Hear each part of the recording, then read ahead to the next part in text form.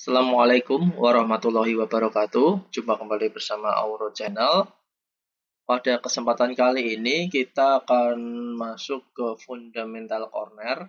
Di sini kita akan membahas bagaimana cara menghitung PER atau PE ratio dan PBV, Price Book Value Ratio, perusahaan apabila laporan keuangan itu dinyatakan dalam mata uang dolar atau mata uang asing, seperti itu ya. Jadi kita kan kadang sering melihat laporan keuangan itu dengan mata uang asing, padahal harga yang floating di bursa efek itu kan menggunakan rupiah. Nah, bagaimana sih cara menghitung PER dan PBV-nya itu kan? Pasti kita akan bingung menggunakan kurs yang mana ya. Nah, ini kita akan menjelaskan. Tapi sebelum kita melanjutkan ke Excel, mohon feedbacknya kepada kawan-kawan untuk like, share, maupun subscribe untuk mendukung channel ini berkembang. Mari kita lanjut saja ya, langsung. Oke, kita sudah masuk ke Excel ya. Di sini saya sudah menyiapkan tabel. Dan juga ini sebelumnya kita belajar dulu sebentar, mereview sebentar, di mana EPS itu adalah net profit bagi total share. Price to earning ratio itu price dibagi EPS. Jadi harga floating sekarang dibagi EPS. EPS ini ya. Yang kedua, ini ada PBV. Kita akan menghitung PBV dengan rumus price bagi book value-nya. Book value-nya itu total ekuitas, jadi dibagi total share. Seperti itu. Oke, ini saya mengambil contoh di PTRO ya, atau PT Petrosia Terbuka, di mana laporan keuangannya itu dia menggunakan satuan mata uang dolar Amerika. Ini untuk kolomnya sudah saya isi di tahun 2019 dan kuartal ketiga tahun 2020. Serta 2018 dan 2017 memang sengaja saya kosongin. Mari nanti kita belajar bersama mengisi ya, poin-poin mana sih untuk mengisi kolom ini. Karena sekali lagi tujuan dari channel ini adalah channel belajar tentang fundamental. Oke, pertama ekuitas. Oh ya, ini ya. Di laporan keuangan dinyatakan dalam ribuan US dollar. Jadi kalau ini 1003 berarti sebenarnya 1 juta ya, bukan 1003, tapi 1 juta 3000 tambah 03 dikalikan 1000. Ini yang pertama, ini ada ekuitas. Kita cek. Nah, ini ya kawan-kawan ya. Jadi jangan sampai terkecoh kawan-kawan, di sini ada jumlah ekuitas, tapi ternyata yang dipakai itu yang ini ekuitas yang dapat diatribusikan kepada pemilik entitas induk. Jadi ini ekuitas yang benar-benar digunakan dalam operasional di perusahaan. Tapi untuk yang kepentingan non pengendali ini adalah ekuitas dari anak perusahaan, dan ini totalnya, total dari ekuitas induk dan anak itu, seperti itu. Jadi yang dipakai adalah ekuitas yang induk ini ya. Dua ini berarti ya. Ini tahun 2017, ini 2018. Kita isi saja untuk 2017 berarti 188.025 188.025.000. Kita langsung kalikan 1000 saja biar lebih mudah. Untuk yang 2018 190.554 Oke, total share. Nah, ini total share. Ini ya, modal ditempatkan dan disetor. Kalau ada yang keterangan ditempatkan dan disetor itu 1 miliar 1008, ini ya sama ya, 1008.605.000 nih. Ini akan selalu sama selama perusahaan tidak ada aksi korporasi yang signifikan seperti stock split atau reverse stock split atau right issue seperti itu ya. Ini akan tetap terus per tahunnya. Yang ketiga ada net profit. Ya, net profit. Net profit. Nah, ini ya, kita juga jangan terkecoh di sini ada laba bersih tahun berjalan. Nah, tapi yang sebenarnya kita pakai adalah laba bersih yang diatribusikan kepada, nah ini entitas induk atau kepentingan non pengendali seperti ini. Kita pakai yang entitas induk ya, karena ini adalah benar-benar net profit yang dihasilkan oleh perusahaan itu sendiri atau perusahaan induk.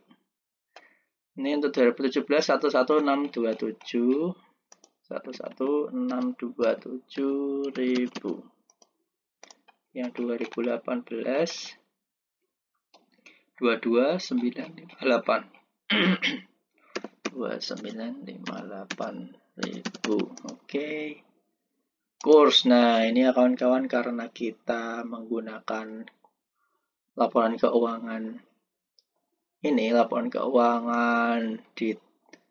menggunakan mata uang asing, maka kita akan mengkonversinya menjadi rupiah nanti untuk mengukur PER dan PBV-nya. Sebenarnya inilah ya inti dari pembahasan kita kali ini, gimana mengukur PER dan PBV apabila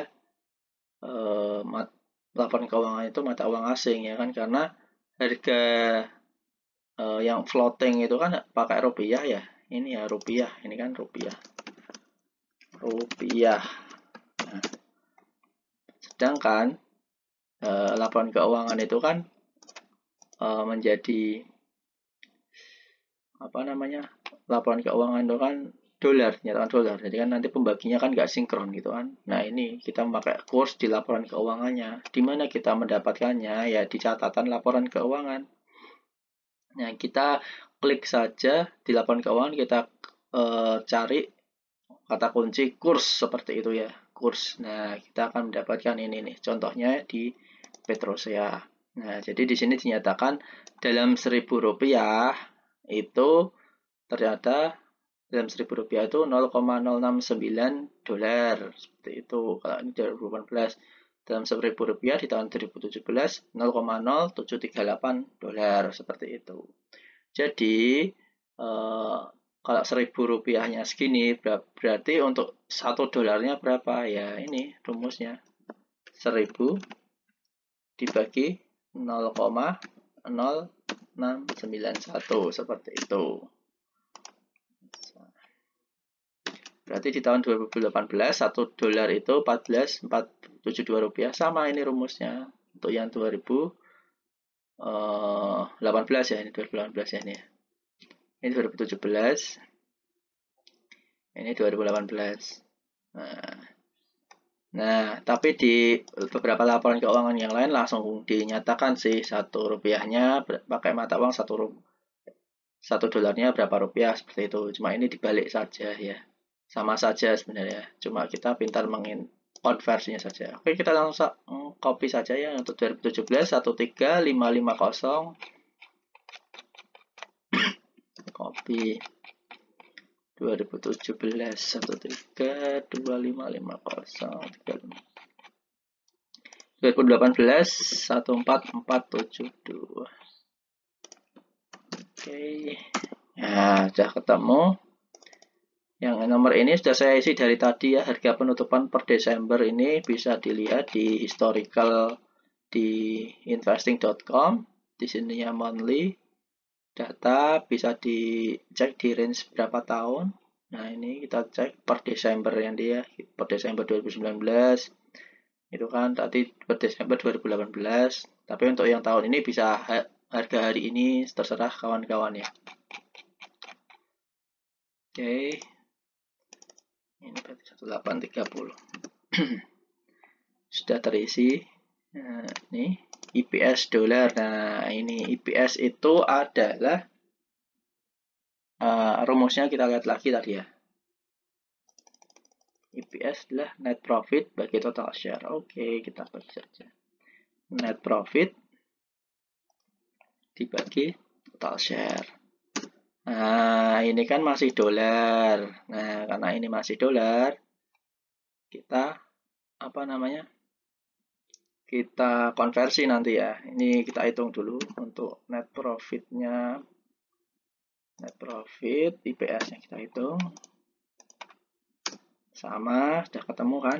Nah, ini ada IPS di setahun kan, ini apa? Nah, ini khusus di tahun 2020 ini, karena masih kuartal ketiga, kita mengestimasi saja. Jadi, sampai kuartal ketiga itu kan IPS-nya sekian nih. Nah, apabila dengan rata-rata penghasilan yang sama dalam 3 kuartal terakhir, nah inilah hasilnya kan seperti itu. Rumusnya apa? Rumusnya dibagi 3 dikali 4. Ini kalau kuartal ketiga. Kalau kuartal kedua ya dibagi 2 kali 4. Kalau kuartal pertama ya dibagi 1 kali 4 gitu. Kalau kuartal 4 ya kan udah tahunannya 4/4. Berarti dibagikan 1 kan seperti itu. Sama saja. Kenapa yang lain tidak? Ya karena lain udah laporan keuangan tahunan kan. Nah, sebenarnya sama aja. Nanti ini dibagi 4 kali 4 kan di sini sama aja sebenarnya. Ini bagi 3 kali 4. Nah, ini udah setahun, berarti bagi 4 kali 4 kan gitu. Sama saja sebenarnya. Oke, udah jelas ya. Nah, ini IPS setahun kan rupiah. Kita tinggal kalikan saja dari IPS ini, dikalikan kurs yang digunakan tadi ya. Nah, sama juga. Ini dikalikan kurs yang ada di laporan keuangan yang dipakai tadi. Nah, ketemu nih. Ketemu IPS masing-masing tahun ya. Nah, oke. Kita sekarang lanjut ke PER. PER adalah price dibagi IPS. Oke. Price. Nah, kita pakai penutupan di bulan Desember ya. Price bagi IPS. IPS-nya ya sama-sama rupiah toh. Nah, berarti tahun 2017 PER-nya itu 10 kali. Cukup mahal. Oke, tahun 2018 price, mana price dibagi IPS rupiah. Oke, nah PR-nya sudah ketahuan tiap tahun ya. Jadi 2017 dihargai 10 kali, 2018 5 kali, 2019 3 kali, seperti itu. Nah, apa sih pengaruhnya kok bisa PER itu bisa naik turun? Ya tergantung. Apakah net profitnya yang naik, atau malah harga floating, harga penutupannya turun seperti itu kan. Naik turunnya. Ini kalau contoh di tahun 2019 ini. Tahun 2019 PER-nya kecil ini, 3 ini termasuk lebih murah. Kenapa? Pertama, dipengaruhi IPS-nya naik.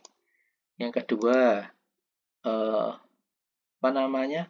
Harga penutupannya malah turun seperti itu. Jadi di tahun 2019 ini di bulan Desember itu malah sebenarnya sangat murah sekali seperti itu. Misal di tahun 2020 ini, ya kan, IPS-nya turun malahan, di harga penutupannya malah naik seperti itu ya. Jadi PER-nya menjadi dari 2019 ke 2020 cenderung naik seperti itu. Mana yang mahal, mana yang murah? Nah, menurut anggapan banyak orang, selama IPS-nya masih di bawah 10 itu masih dianggap murah seperti itu. Valuasinya masih cukup murah seperti itu. Oke, kita lanjut ke book value. Kita nyontek saja ya, kawan-kawan juga biar paham. Book value adalah total ekuitas bagi total share. Oke, kita hitung. Total ekuitas ini dibagi total share seperti itu. Oke. Sama total ekuitas bagi total share. Nah, ini semakin tinggi ekuitas, karena ini total share itu kan faktornya tetap ya, angkanya tetap terus, jadi semakin tinggi ekuitas, nilai bukunya juga semakin tinggi. Nah, mari kita kalikan seperti biasa, kita langsung konversi ke rupiah ya, karena nanti kita menghitung PBV ini dikali dengan mata uang yang dipakai saat itu, sama ini juga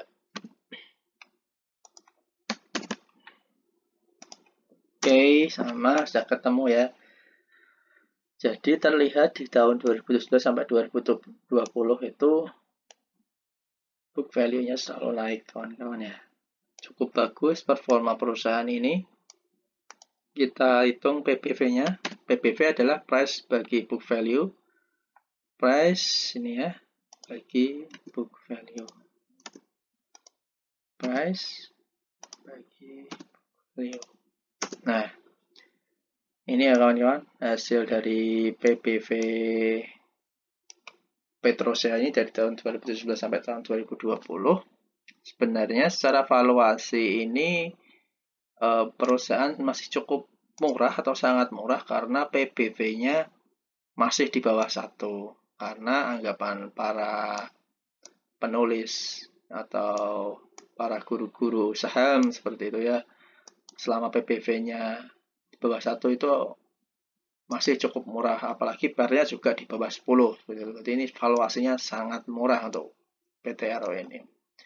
Karena menurut Benjamin Graham, harga dari perusahaan itu cenderung akan mendekat ke nilai intrinsiknya. Salah satu nilai intrinsik itu adalah nilai bukunya, seperti itu.